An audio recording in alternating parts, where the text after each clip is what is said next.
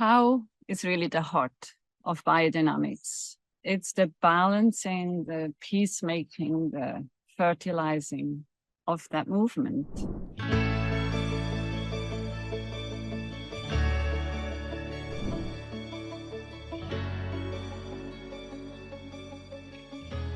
Welcome to celebrating 100 years of biodynamics with us and Ruth Tschannen. I'm delighted to have Ruth visiting our farm here in Chilliwack, BC.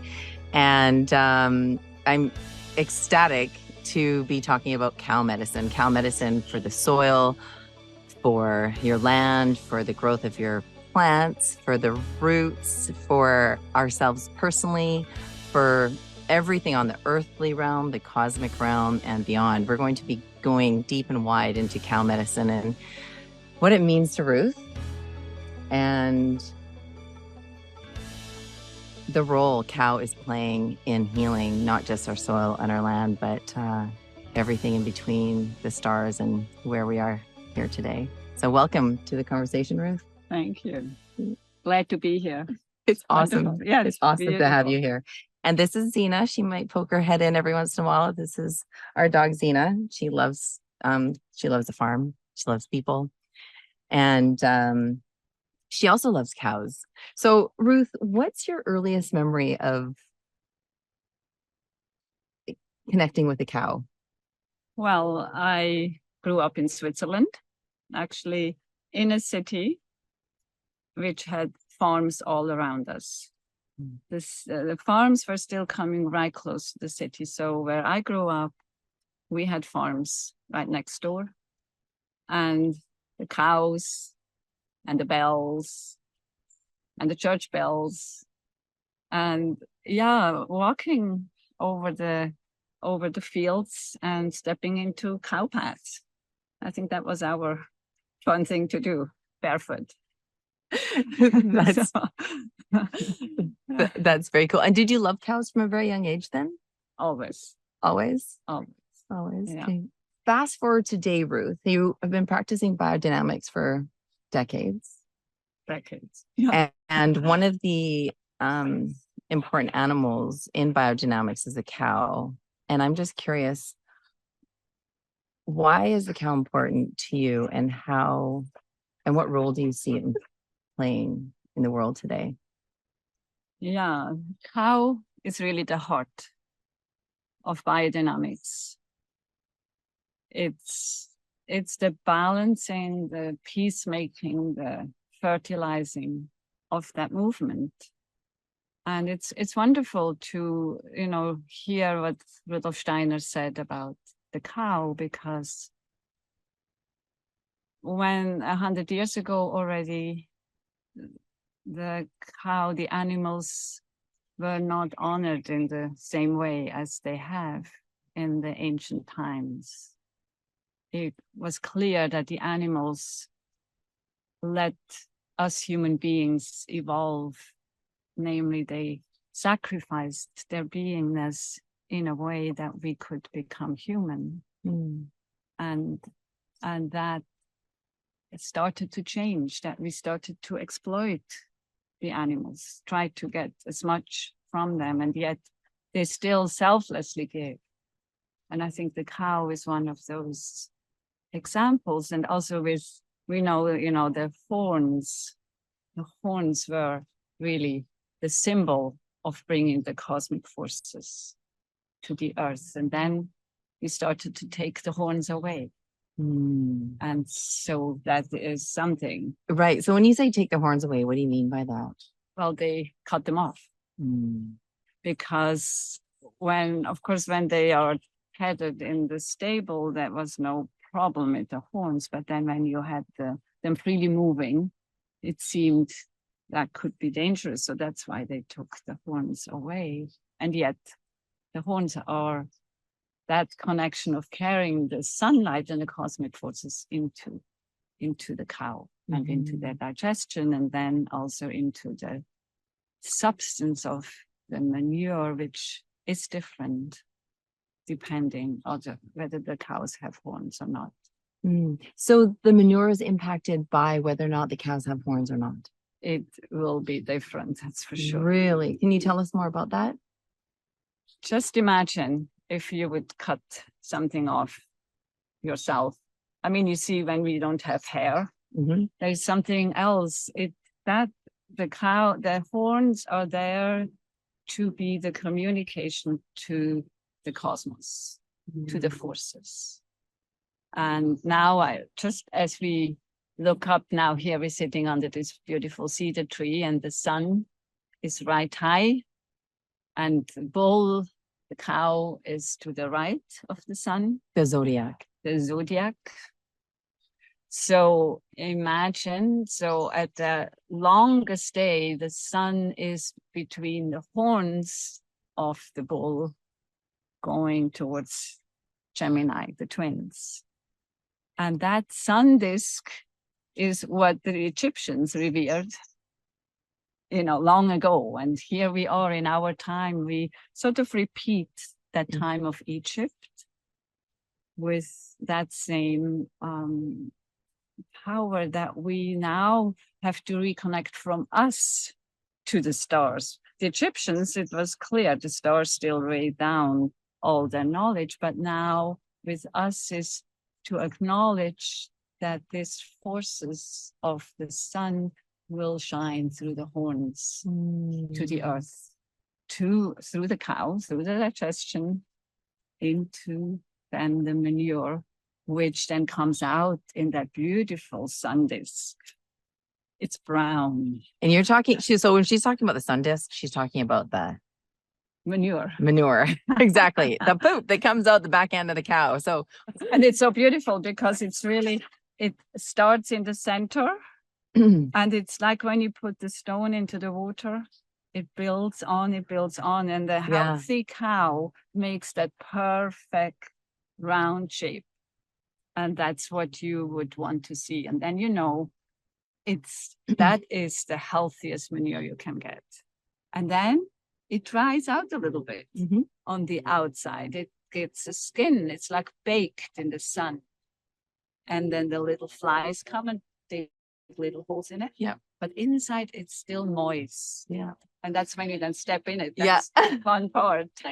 It always fascinated me, cow patties growing up, because you're describing it so well. They're super wet when they come out. And then there is this shell that forms around the top of them. And I remember poking them as a kid to see how much I could poke them and how much weight I could put on them with my foot until the poo would squish up between my toes or like come out the sides, or I'd break it. It was kind of like, it was so curious to me.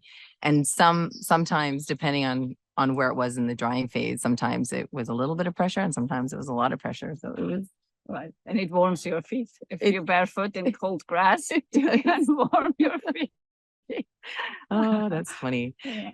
So when did you realize, so I just want to give people a bit of your background, because you've been in the biodynamic community for decades. You have worked in Camphill communities, which incorporates biodynamic practices in the gardens, and not just in the gardens, but it's beyond it's a way of living, really, right? The Camphill communities, and really embodying the biodynamic principles. And so you had cow be part of your daily practice and daily ritual. I can tell you about that in lots of different ways. Yeah, tell us about that. So, I mean, I'm a eurythmist. That's my profession. But I was meant to be a farmer's wife, but then I met eurythmy, and so that changed my whole life situation. And I have lived in 6 different Camphill communities, and one of my most favorite community was in Copiague, upstate New York. And I lived in the center of the community next to the hall, and the farm was on one side, and the hall in the middle. And then on the other side, we had a sacred place called Black Elk, which was a perfect circle of trees going back to the First Nations. And my evening meditation was to go down to the cows to say goodnight, Mm. to go into the barn. They had 20 cows, and it just, coming into the barn, you open the door, and there you are received by this peacefulness. Is probably the biggest, deepest peace I ever experience is when you enter that urine imbued environment with hay, the smell, and that smell of also the urine, which is a calming thing, and the breathing of the cows, and they are there quietly lying, and I would go in there and I would do a hallelujah, and I would say goodnight to them, and then I would go to the hall to check the hall. I would do a hallelujah there, and then I would go to Black Elk, and I would do a hallelujah there. And so that was sort of part of that lemniscate weaving of coming into the barn in the evening. It's so beautiful. That reminds me of when I was a little girl. We had this cow named Daisy, and I too spent time with the cows, and I would literally walk out to the fields and lay between her forelegs with my head on her belly. And I like to say nap with her. I don't know if I ever fell asleep, but I would just, she was so calm and so soft, and she'd just look at me. And I just remember being and feeling so secure and comfortable, and yeah, I can tell a story to that too, because Rudolf Steiner had his seat really in Switzerland, the Goetheanum, and then he would travel around, give lectures. He was very busy, and when he needed to go and recuperate his energy, his forces, he would go to a place called Beatenberg. It's a very special place in Switzerland by those beautiful mountains, Eiger, Mönch, and Jungfrau, and by lakes. And it's there where the Celtic mystery stream from Ireland and the more southern Catholic stream from Rome would meet. Very special forces. And that's why he would, of course, know where he would get recuperated. Go there for a couple of days. And I happened to be in that place years later, and I know I could still feel that energy. There were such strong nature forces, and the elemental beings were so alive. So a friend of mine and we went over the mountains. It was in the fall. It was cold. We didn't have any sleeping bags with us. We just went, and we came in the evening to a barn with 2 cows in it, and we couldn't see anybody. But we needed to go and sleep somewhere. So we went into the barn, and there were 2 cows. It was cold, it was October already. So we were between the 2 cows, and we lay there, we slept. And the breathing, the breathing of the cows. Yes. Warm breath. Yes. It's so beautiful. It is, yeah. And we were shivering here. We were shivering, but our backs were warm because of the... Amazing. Oh, that is so cool. And the farmers in that area to this day, maybe not to this day, but when I was there, they would see the elemental beings, and they would see them dance around the cow paddies. Wow. And then that the forces are there. Yeah. So, yeah. And we won't spend a lot of time on the elemental beings, but just the elemental beings being what? The elemental beings are those invisible helpers, which were not invisible to the farmers, because the little people, they saw them, they heard them, they worked with them. They are beings for the earth, they are beings for the water, for the air, for the fire. They are fairies, elves. There's so many hosts of them, and they they want now in our time, they want to work with us. And it's really thanks to Rudolf Steiner, because the old farmers I've met who have still been able to see them, those people are dying away. But Rudolf Steiner, thanks to him, he made that bridge to us, that now in our time, we can learn to work together with them. Yeah. And That's that so cool. that's a wonderful thing. Right. And the elemental beings also being connecting with the elements of air, fire, water, and earth. Yes. Right. Yes. So that's another conversation. So I want to go back to the cow. Yeah, let's go So back to the cow. Tell us what role does the cow play in agriculture? And what does it do for and I want to talk about the spiritual aspect, like the cosmic aspect, and also the like the stuff we can actually see, touch, and feel, because often that's where we can meet people with where they're at, right? That's what's can be more relatable. So Right. what specifically does the cow do for plants and soil? Well, just the fact that the cow is on a field does something.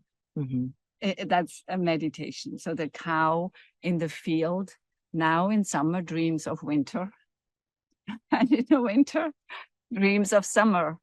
And that's, of course, we are doing that too. But the cow helps us to do that. So by lying there under the tree, I can just see it over here in the shade. Now at lunchtime, they would ruminate. So they would not be out in the sun. And then when they get up, and have you seen how the cows get up? It's a real hard thing. You just know, like when we read in the after we've been reading, we have to get up, and it's really hard. So the cows help us how to do that. So they get up, the hinds first, and then they stand there, and then when they start to walk over the earth, there is something. Even though they are so heavy in their body, but there is a lightness with them going over the earth. Even if they go in, there is something with that touch of the earth, with their hoofs. It's like a cosmic kissing, a cosmic touching. And then, as you know, the horns are there. And then when the tongue goes down and makes that spiral around the grass by tearing it off gently, it's not an angry thing. It goes very beautifully. So, and then of course they will fertilize, but just their beingness, being there, brings something. And that, of course, goes back when we had the buffaloes in North America, what they did to the earth. So this is what the cows do here. And we see that, desert can be turned into paradise with a couple of cows. It's amazing. And water. It's amazing, isn't it? It is. So, yeah. Yeah, it really is. And so what have you noticed, because there's specific biodynamic preparations which people make using different parts of the cow. Right. So can you tell us about maybe we should first tell how a sacred moment that is of having to ask the cow to become a sacrifice for this. So the cow, and in agriculture, you see that it's really the only profession who has to kill. I mean, now it has turned differently in other professions too, but it was always that destiny of a farmer that you have to, you look after your animals, you love your animals, that's all your whole livelihood, and then you have to kill them. And I think this is something which, we can learn from the First Nations, because they honored then the animals. And then it's an interesting thing if you have a herd of cows and you know that it's now time to make preparations for the biodynamics. So you can ask your herd, ask them who is going to give up their life. And you will see in about 2-3 days, one of the cows will step away. And that is going to be that cow which you're going to slaughter. And yes, there can be a little ceremony about that. It's beautiful, because it's a sad moment when that animal then falls to the earth, and then you take the hide off, and then I mean that's for me when you then see the cow opened up, you have the whole cosmos in the cow. I mean, if you ever can see the heart of a cow, I mean, I have here the medal. So that's the heart in the biodynamics, but it doesn't need any animal part. But the heart of the cow is enormous. You can just see what the love for the earth is manifested in that heart. And then you see the liver, and then you see the mesentery, which keeps all the newly chewed grass in it. And last time when so the mesentery is what? It's the skin around the stomach. And the cow has so many stomachs. So that mesentery holds it all together. And I was lucky to have that mesentery, and we cut it open, and all this grass still came out, and I took it all home because it's already processed a little bit. So that's, and then you have these enormously long intestines, which weaves around, and that's going to be used for one of the preparations. And then you have the head. It's going to be used for something else. So we have the mesentery of the cow being used. We have for which? Yes, thank you. Mesentery is going to be used for the dandelion preparation. So the dandelions in May are going to be harvested, dried, and then in the fall, when we have this mesentery, we wrap them in and we make a nice little parcel and put it in the earth with the intestines. That's miles. So we wash those out and dry them. And then we have the chamomile flowers. And the chamomile is now in bloom. So that's when we pick it in high summer, we dry it. And then one can, I'm just having to correct myself, one can already make those preparations now and hang them in the sun. I know I've been always wanting to do that. So also the intestines with the chamomile, make little sausages. And the head of the cow, when the brain is taken out, the cavity can be stuffed with oak bark. And so those are the three elements. And then the big thing, that's why we need the horns. That's why it's so sad when the horns are not there. The horns are for the horn manure and for the horn silica. So those two substances, the one with the light and the other one with the earth water, for the roots, that's the horn manure. And in both cases, we need the cow horns. So each of those preparations are connected to different essences of the cow, and that we could say energy, essences, functionality. Right. Kalium, potassium, we can say. Yeah. I like to use energy actually. Yeah. So energetically, it's really powerful to notice what each of those herbs and plant parts of the plant are connected with cosmically with the cow. With the enzymes of those, each of the. I'm wondering if this is also a good place to just zoom out a little bit and visit the stars. Yeah, the stars, but also like connecting with the cow. Like, what is it about the cow that is so important and profound in our world today? So what role is the cow playing in the healing of not just the land and the soil and the earth, but what role is the cow playing in connection with humanity and connection with where we are in the world today with our personal and cosmic evolution? Yeah, when you hear that statement by Rudolf Steiner that the cows will leave the earth if there are no more cows with horns left. Mm-hmm. So that makes you think that the animals, they are much wiser than we are. And they stay as long as there is the connection.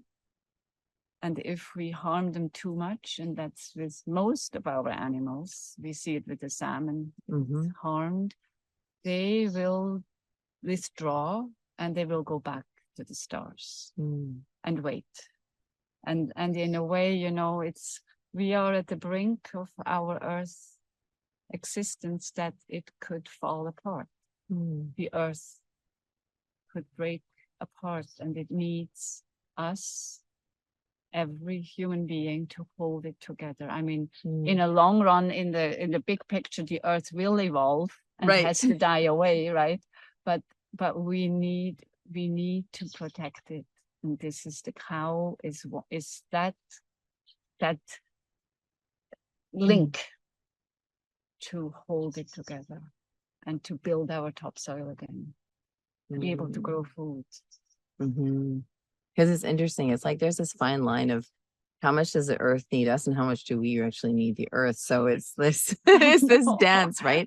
And the cow feels like it's, a person could say, a leader or a divine being of leadership in teaching us our relations with earth and with the cosmos and with each other. Yes, and also with our hectic life. We always have no time.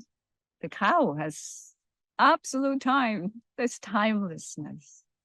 And if we can just incorporate some of that peace in our daily life, and that's why, that's the reason for me why I would love to have cows again come to our city, to bring something of that peacefulness. So wait a second, you're not talking about bringing biodynamic preparations to the city for the gardens. You're actually talking about bringing cows to the city. Yeah, I've been thinking about this forever. How can we do it? I told you that I grew up with the cows still part of the outskirts of the city. Yeah. And everybody could go on a Sunday. We would all go out to the farms and we would have the food. Yeah. So, and here, we have to drive. I have to come out here to Chilliwack, and the cows are not on the meadows. They're in the barn. We saw one herd of cows out in the field. But it should be all. The cows should be there. Our cows are out in the field. Yeah, I know. You're sorry. just for clarity, our cows are out in the field. Okay, so before we hopped onto this live, we were talking about the cows' connection to Buddha and the important meaning in that for you. So tell me more about that. So I probably have to just give a little star lesson here. Yeah. Because look at can you see the sun is shining right on my face? It's so great. So behind the sun, you can imagine, are the twins, the two brothers. One is a heavenly brother and the earthly brother.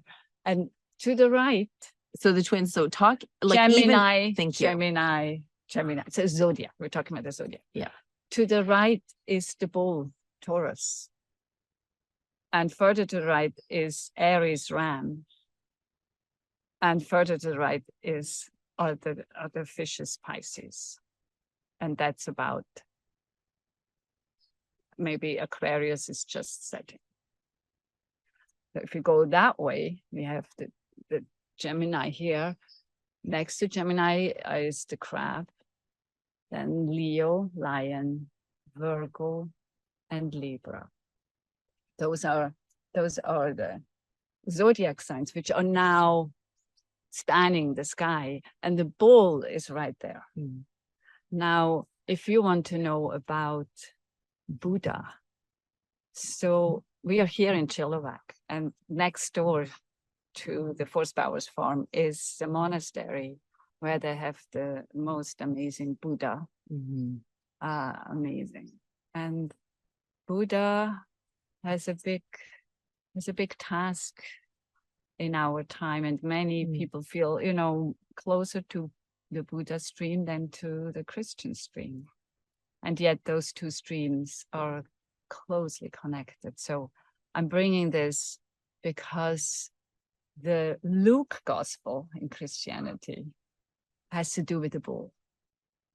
And that is the story of the shepherd and how the shepherds come to that child. So this is the connection of the Taurus bull in the zodiac. And now this, at the moment, Mars, the planet Mars, is the seat where the Buddha lives. Now, his task is to bring the aggressive forces of Mars into a healing force. That's his task. And on Friday, Venus Day, the opposite to Mars, Mars enters the bull. And I mean, for me, this is, then we get forces of that Buddha being speaking through the bull. That's almost like Christmas for me. Christmas in summer. And now just imagine what we have now here. And I said the cow is dreaming about winter in the summer when it's lying in the meadow under the tree. In the winter, this same starry picture is going to be in the night sky. So in the night sky at Christmas, we will see what we now have here in summer with the twins and the bull, Aries. And we will see Jupiter in the bull. Mars has moved on by then. But what feels stop me. I know, no, what feels so powerful about that, Ruth, is it's like the cow is quintessential for reminding us to really be in the moment. Yeah. And chew our cud. That means work through the shit you're working through and work through it again until you work through it, until it is what it is. And at the same time, hold space for what is coming. Like what is coming next, what your next steps are. Yes. And also holding that space for trusting moving through each season, right? So that rhythm.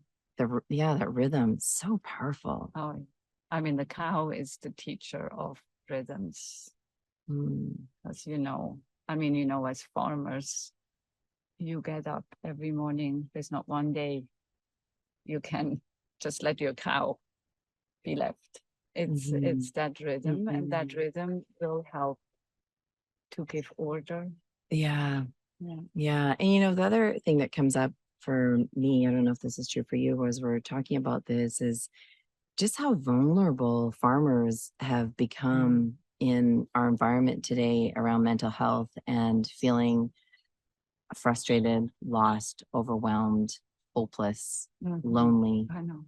All the things. And part of that is, even though we're connected with the land because we're farmers, we've become super disconnected because of the way we farm. And the cow and farming this way with biodynamics and Korean natural farming and biological farming, it really brings a person back in connection with the earth, with who they are. with the Right. cosmos and with the rhythms. Would you say that's true? Oh, yes, that's true. And the thing is that, you know, people have 1,000 cows and then that it's too much. And then others have no cows and that's not good enough. So it's out of balance. Yeah. So I think the future will show us that we have to do much more diversifying our farms, our gardens, and that's, for me, this is why I'm saying in the city, of course, that's a big thing, because we don't have any animals. We can't even have chicken. I mean, we can have chickens, but that's, you know, it's just one aspect. But the animals are there to help us through this next step where things will or are evolving. I mean, you can feel it. Yeah. It's evolving. We are evolving, even though everything outer will sort of breaks down and things as we have known is not the same. Yeah. But I think in that moment, for me, the cow will be the the meditation to just keep on chewing. Yeah, it's so cool. So let's go back to the biodynamic preparations and let's visit cosmically the connection between the plants that we use and the parts of the cow that we use in biodynamics and what that means for our soil and our plants and energetically our farm. Because whether or not you believe in energy or cosmic forces or not, they're there. And a person can't deny, like when you walk into a room and somebody's super angry, you kind of get an idea that they're angry. They don't have to say anything. And at the same time, if you walk into a room and someone's super ecstatic and like something, the most amazing thing has ever happened to them, you can also feel that. And that's energy. Right? So that's the kind of energy we're talking about when we talk about the stuff that we can't really see, that these plants and the essence of the animal holds. Yes, and I have to tell, because we are making lots of compost in the city, and we just applied for the last couple of Saturdays, we applied the preparations, which are the chamomile, the yarrow, the nettle, the oak, and the dandelion and the valerian into our compost heaps. And you see a compost heap is almost like a cow when it lies there. And when you then apply them, and you can think of that cow, and there's also a deer involved in here too, a stag. We all noticed it, we stood around it. There was just peace descending. And you felt that this being of the cow descended. And we are in the middle of the city, and it's usually noisy. And there was no noise. It was just wonderful. We all sort of could hold it, and then we stand around this cow, this imaginative cow, which is going to become the healing altar for the earth. We then do a hallelujah in eurythmy around it, and it's just beautiful. Yeah. And so, you know, the preparations really bring all the different cosmic aspects into it, because potassium it's not just a thing on the chemical table, you know, right? Or calcium or silica. It has become something dead. It's living, moving substance, which comes from the cosmos, and it comes right down into the heat. Let's talk about each of the preparations and the plants that we use, the part of the cow we use, and what it means. Yeah, that's good. So, you know, I'm encouraging each one of us to sort of meditate upon the plants and to sort of build up an inner picture. So let's start with the 502, which is the yarrow. And the yarrow is such an amazing plant, this umbrella with the white umbrella and the leaves, there's fine little leaves, but it's earthbound. You can feel it's different than chamomile. It's sort of like going up into the cosmos. The yarrow is down, and you know, yarrow is so much there to bring now in this heat cooling. So you can even put some yarrow flowers into water and then sprinkle it over your gardens. I've been doing it. Actually, you need to water much less. So that's the yarrow, and the yarrow is in the stag bladder. So that bladder, which is also just a cosmic glowing substance, then filled with that sulfurous yarrow in. So it's a beautiful image. And I think if you meditate on the plant and on the stag with those antlers, like you can see almost candles sitting at the top of the stag, and that is brought in, different to the cow horns, into that bladder, that round sphere, and then you have that umbrella flower of the yarrow in it. So you can already see what that will do.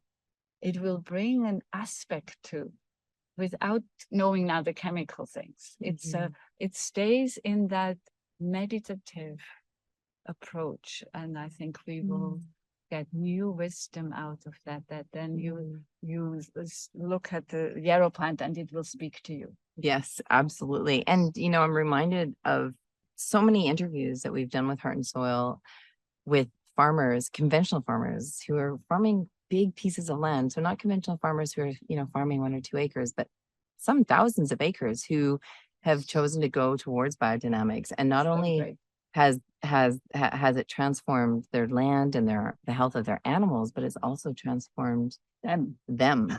Right? They're like, I am a different person. That's I think this is this is actually the whole exercise here. Yeah.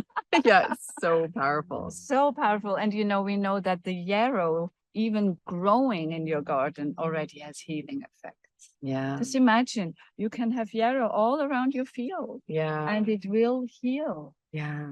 And I'm not minimizing farmers by saying this, because grew up with farmers. And but the other thing is that I'm always awed by is because, and I say this because sometimes people can stereotypically like not disregard, but dismiss the intelligence of a farmer. And these farmers who are transitioning to organic or biodynamics are also farmers who have gone to university and have degrees in agriculture, business, like all different types of amazing high level education. And they have turned towards biodynamics because they've seen the transformation in the soil and just what it's done for them emotionally, mentally, physically, and spiritually. So the next plant we have to go through all of them. Yeah. Do we? Well, the cow ones. I want to go through the cow ones because we're talking about cow medicine here, right? So cow medicine. So let's stay with the chamomile. Yeah. Well, do chamomile. Do chamomile. Okay. Chamomile. So we have the yarrow. Yarrow. And then we have the chamomile. There's some over there. I don't have so the chamomile is a lady. Yes, she is. It's very beautiful. The little petals fall down. The round yellow is really like a little shining light up there, and that is going to go into the intestines, where all the grass is coming through. And that chamomile, I mean, we know when we have a tummy ache, we drink chamomile tea. So that is obviously something in connection with that. And even when you then take out the preparation, you can smell something earthy chamomile. Yeah. So what does the chamomile in the intestines do for the earth? Oh, it brings silica, kalium, potassium. Yeah, it's balancing. Mm. It's balancing. It's good for the And cooling. and yes, no, that's the arrow more. It's the pH. Yeah, between balancing. balancing acidic, alkaline. Yeah, so it's wonderful. And feeling the digestion of the earth, that it can bring things to digest it from the cosmos. Yes, I love Transform that. it I love that. into Intestines at Camphill. Intestine digestion. Yes. Transformation. Transformation. It's the big thing. Yeah. And that is used in the compost. Yeah. Yeah. And then there is the head, the oak. Yeah. So the oak is such an amazing tree. And that the bark is scraped off of a living tree. And one goes carefully, like the First Nations would know not to scrape off too much. And then stuffed into the cavity and then put into a river. Into the cavity being the skull. The skull. Yeah. Yeah. And that, if you talk about Egypt, that's my favorite thing of putting the cow head into the river. And I always think this, every river turns into a Nile of Egypt. It's so beautiful. Yeah. And the horns there, and you put it in, and then in the spring when you take it out, it's also just amazing. So what does the oak bark in the cow head bring? The skull bring? The skull. So for fungal things, very strong. Also when you have, like in the city, we have a lot of horse manure. And you see the fungus grows a lot in there. If you put that in, it really transforms those things into good. Yeah, it's for the. Would you say it wakes up the intelligence of the soil? Yes, it does. Yeah, and I like, we often use the preparations only, but you can use the preparations for other things too.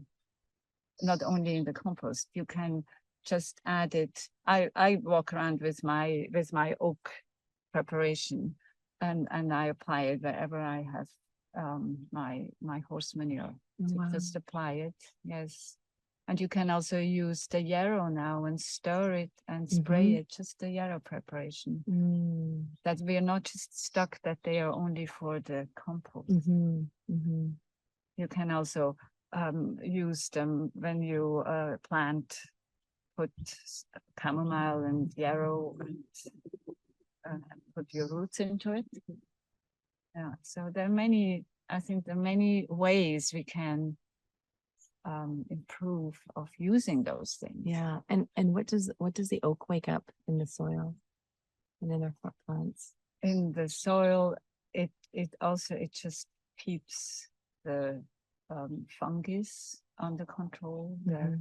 Let's move on to the so we've done the oak and we did the intestines, and did we do the masonry, the dandelion yet? We didn't do the dandelion. Let's talk about dandelion. Oh, the dandelion. What's the role of the dandelion? What does it bring to the soil? Well, the dandelion is the messenger. It's the one which brings everything, the cosmic, into the whole world. Those little seeds go all over the world. And it's again a transformation, a digestive, to think of the liver process in our own digestive system. That is what the dandelion does for the earth. It cleans. It takes the toxins, makes them into cleansing. And that is used in the compost piles, and then you can also use it as an application on your fields or in your gardens. I haven't used that so much. I mean, you can use the roots for your own health, and the flowers is for the earth. So yeah, that's the same thing, but you have to use the opposite. For us, we use the roots, Yes, for the liver, and in the farming we use the flowers. yes, which I find medicinally. always Yes, medicinal. medicinally, right? But you can eat the flowers and the leaves as well. But medicinally, the roots are used for helping us with dandelion tea, cleansing and our liver. So the last two are the horn manure, manure and the horn silica. So what does the horn manure do for the farm? So horn manure is done stirred in the evening for an hour and applied, and it makes the roots go deeper. It makes the roots go healthier. It brings that, and the roots in our drought. We need lots of 500 to make those tiny little fine roots go deep. Yes. And my dad said something which I thought was so powerful the other day. He said he gets so frustrated about people talking about, organic farming and organic matter increases the soil sponge. He's like, what people are missing is it actually helps the roots go deeper into the soil and into the earth to grasp and to gather that water. Like, they harvested carrots with roots that were, I'm not kidding you, 6 feet. Oh yeah. Tap roots 6 feet long. Like they were so long. We have pictures. Yep. And so I love that. Exactly. That's it. And our trees are dying. So to do 500 for the trees and for our plants is an amazing thing. And it's important that you first start with 500 when you apply your preparation to balance first, to have that roots. And you see also when, you see when a seed is, the root is first. Yeah. And that's what we need to strengthen. And then the next morning we can do the 501, which brings that cosmic light, cosmic warmth. And I would say the 500 is cosmic light. It's this, like when you have the big skirt on, that's sort of the big L down here. Yes, well, it's the foundation, right? It's the foundation. And talking about the sun and the moon. So the moon is 500, the roots, and the sun is 501. So powerful. And then you have the cow, the head of the cow in the agricultural course is the sun, the green grass, the cow takes in, horns, the sun, goes through. Moon.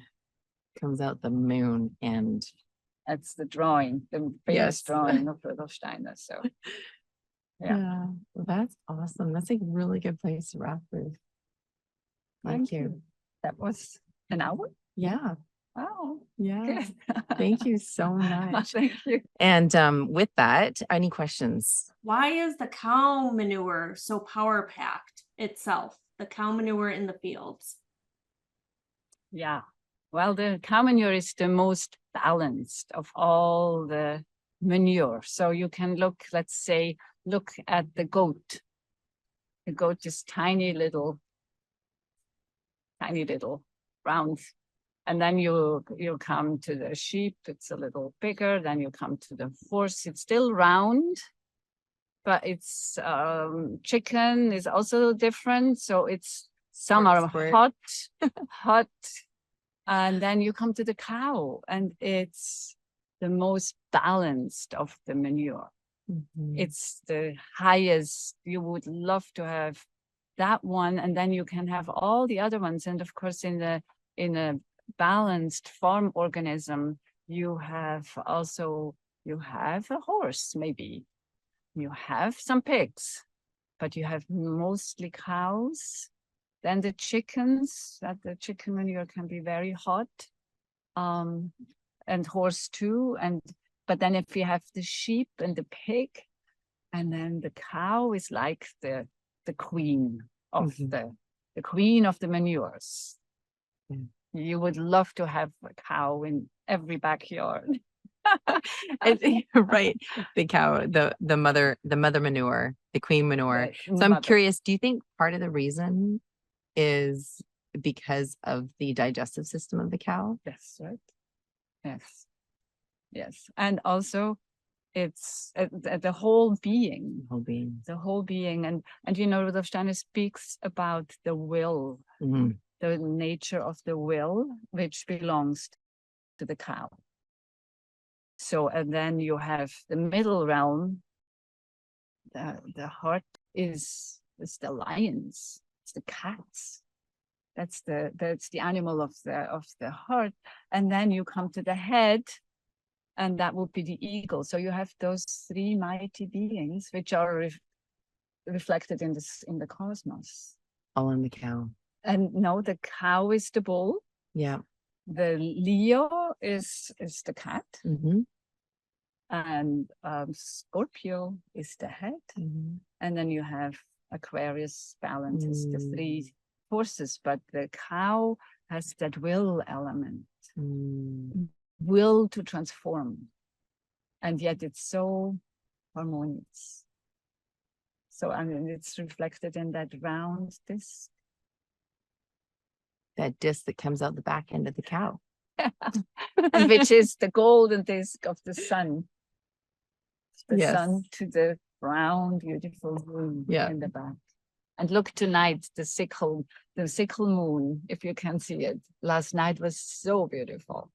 So the moon is in Leo, by the way, and the sun is not in the bull. The sun is in Gemini. Anyway. Awesome. And so energetically, what does that mean for us? Where the sun and the moon are right now in the zodiac? Easy, come. Oh, it's just a wonderful thing to always be aware where they are. Yeah.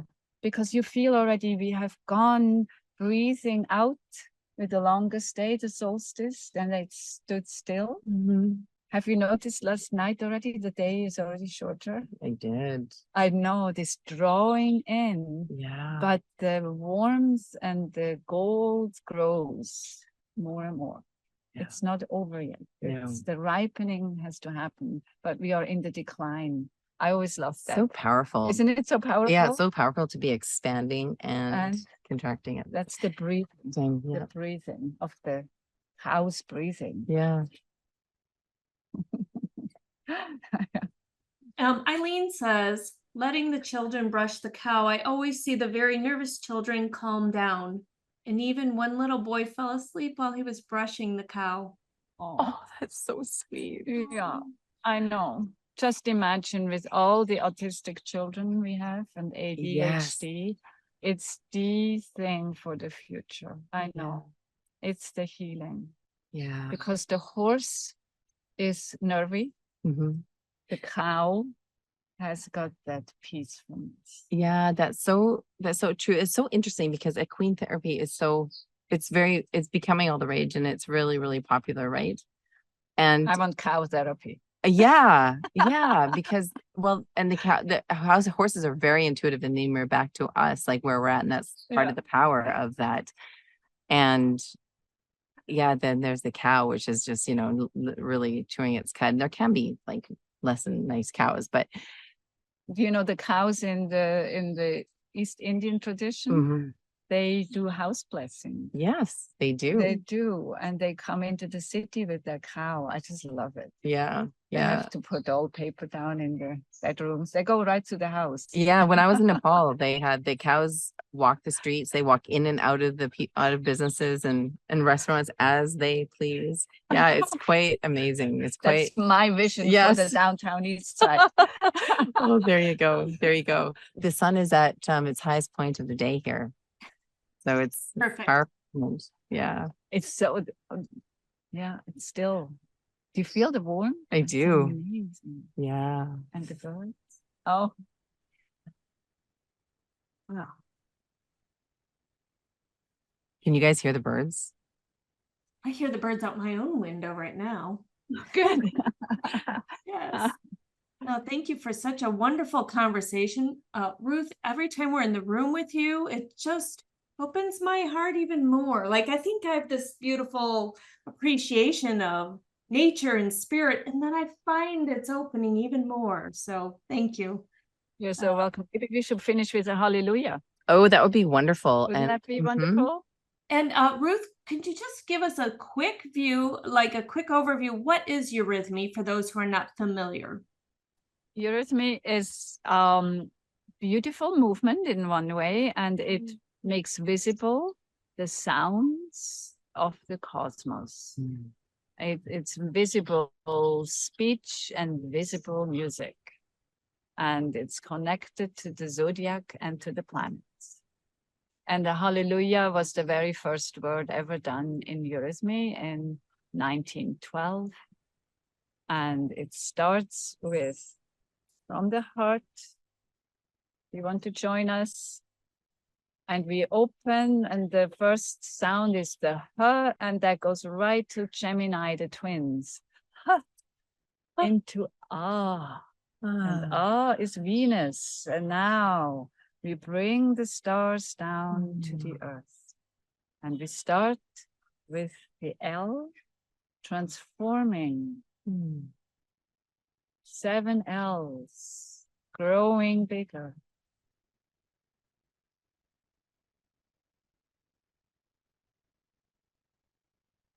Circles of light.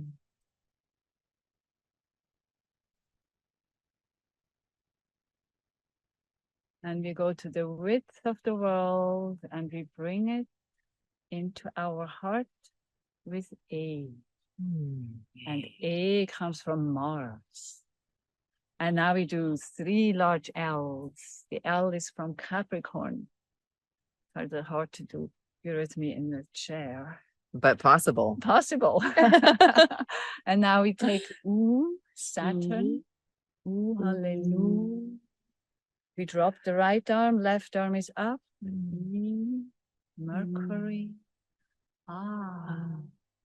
Venus. And